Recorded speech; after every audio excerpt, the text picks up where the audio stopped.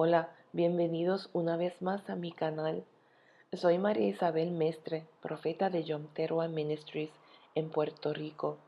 Estaré compartiendo con ustedes, para la gloria de Dios, una visión profética, titulado La generación de los caldeos en estos tiempos.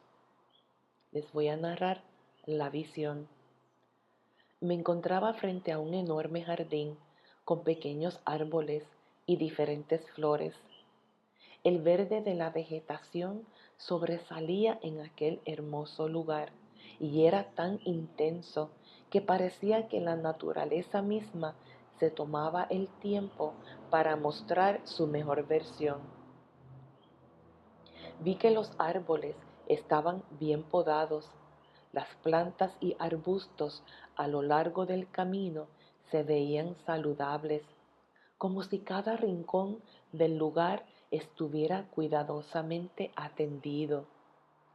Se extendía ante mí un camino cubierto de una capa de grava suave, perfectamente alineado y cuidado. En la serenidad de aquel lugar resonaba cada paso que daba sobre la superficie del camino. A medida que seguía el recorrido, aquel camino me condujo hacia un grupo de edificios construidos en ladrillos, con pequeñas ventanas elegantes, en armonía con su entorno, y su presencia parecía complementar la belleza natural que los rodeaba. Siguiendo aquel sendero en grava que se abría paso entre las estructuras, las cuales se alzaban a mi alrededor, rodeados de un aire de calma que parecía envolverlo todo. A medida que avanzaba, el camino se volvía más íntimo, como si me estuviera adentrando en un pequeño refugio, sintiéndome en paz. El sonido de mis pasos sobre la grava se desvaneció al llegar al centro del lugar. Ante mí se extendía un paisaje aún más impresionante. Era como un rincón secreto con cortinas colgadas con los colores azul y púrpura. Inmediatamente vino a mi memoria el tabernáculo en el texto bíblico en Éxodos capítulo 27, versículo 16. Entendiendo que se trataba de la puerta del atrio, la tienda de reunión, según el diseño establecido por Dios. Continué acercándome a aquel hermoso lugar. Una vez que pasé las cortinas, fui traicionada por mis sentidos. A medida que me fui acercando al centro, aquel lugar comenzó a cambiar. Los edificios comenzaron a revelar sus grietas en las fachadas. Aquel lugar comenzó a tornarse desordenado. Se desvanecía la belleza inicial, dejando una sensación vacío, abandonado y desgastado. A la misma vez vino sobre mí la mano de mi Señor y me llevó a una altura donde todo parecía pequeño y lejano, como si miraras a través de un lente. Vi en el centro una estatua gigante de forma humana, alrededor de la estatua alcanzando a ver un total de 12 edificios, regresando nuevamente al lugar anterior. De momento escucho un sonido estridente de trompeta tan discordante que hizo que mis oídos se retorcieran de incomodidad. Y justo en ese instante, como si el sonido hubiera sido una señal, uno a uno de cada edificio emergió un hombre, estos todos vestidos iguales, con un sombrero, chaqueta y zapatos color gris. perfilando sus pasos firmes hacia la estatua.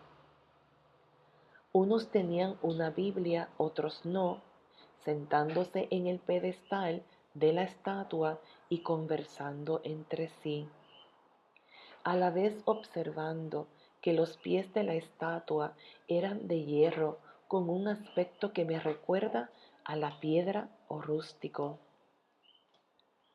De momento, las voces de estos hombres comenzaron a elevarse rápidamente en medio de una discusión.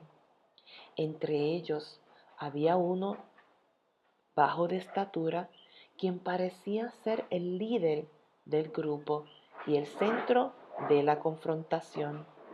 Gesticulaba con las manos de una manera enérgica, formando puños cerrados y moviéndolos hacia el aire como si cada palabra que pronunciaba fuera acompañada por un golpe violento e invisible, y los demás, de semblantes tensos, lo miraban con rostros endurecidos y enojados.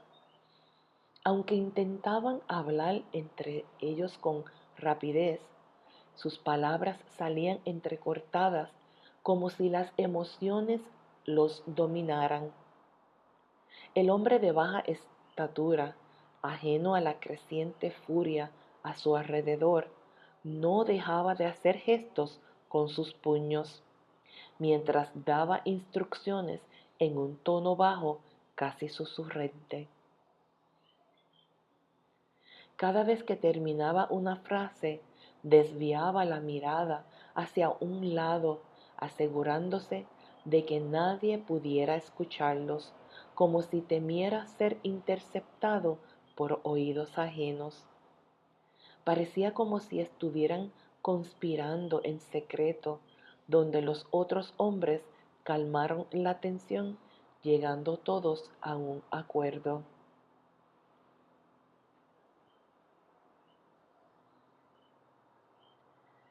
Ayer me tomé un pequeño descanso, ya que el escribir y el organizar pensamientos es muy agotador, por lo que hoy continué, ¿verdad?, con una retrospectiva con el asunto de la gracia y misericordia de mi Señor Jesucristo. Como nuestro Señor Jesucristo ha estado cuidándome, como decimos aquí en Puerto Rico, en las buenas y en las malas. Él siempre ha estado a mi lado, enseñándome, guiándome hasta ahora. ¿Sabes? Muchas personas me preguntan, ¿por qué tanto escribir de Jesucristo? Yo les contesto, ¿y por qué no? Si Jesucristo tiene que ser nuestra razón de vivir. Entonces, según ustedes, ¿a quién hay que mencionar? ¿Al pastor? ¿Al concilio? ¿Lo bueno que estuvo el culto del domingo? ¿Cómo fue vestida la gente al culto? Aunque no lo puedo negar, hermanos, a veces siento que me cuesta seguir adelante y ahora más, ya que pronto cumpliré 55 años de edad. Por tal razón dependo de las fuerzas que me da mi Señor para hacer su voluntad. Otro lema de los boricuas: procuraré que no se diga en el cielo que la profeta María Isabel Mestre no hizo nada para el reino de los cielos. Luego de preparar un mega brunch para desayunar, mi esposo Juan siempre aprovecha su día libre, ¿verdad? Su día libre para ponerse al día de los asuntos de la casa y el ministerio. También aprovecho para discutir alguna duda con lo que he estudiado durante la semana. Regresando a la visión profética, antes de comenzar a escribir, me presenté en oración rogando a Dios que me guíe en su palabra. El Espíritu Santo me guió a leer el libro de Daniel, capítulo 3, versículos 8 al 12.